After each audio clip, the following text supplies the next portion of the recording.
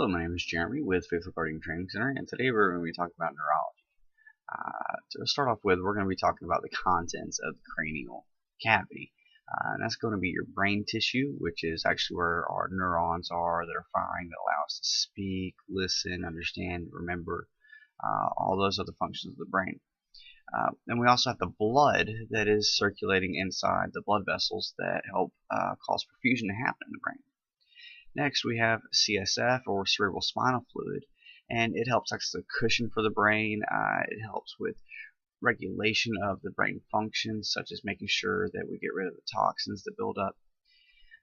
And so with all three of these things, they all make up 100% of the contents of the cranial cavity. And so what this means is that there's approximately 80% of your total volume in your cranial cavity is going to be taken up by your brain tissue. You have another 10% that is going to be taken up by circulating blood volume, and then you have another 10% that's going to be taken up by your cerebral spinal fluid. So it's called the 80-10-10, and that lets you know what you have inside of your skull. Any disruption of this, so for example, if you have a brain bleed, or you have somebody that has a concussion that causes their brain tissue to swell, or you have somebody that has a disease process that causes excess cerebral spinal fluid to be manufactured, it's going to cause a disruption to that. And this is going to end up actually leading to increased intracranial pressure, which we will talk about in a later video. From outside to in of your skull, so on the outermost layer we have our skin. Directly underneath our skin we have our skull. And our skull is very rigid. It doesn't allow for a whole lot of movement. And again, so that's going to help go into affecting the increased intracranial pressure. Next, we have our meninges. Our meninges is a protective layer of tissue that is formed over our brain throughout our spinal column. It's there to help protect our nerves and protect our brain.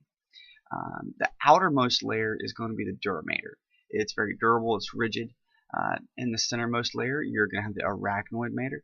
It gets its name due to the fact that it's very spider webbish like, and it just looks like that through the movement of the vessels and everything.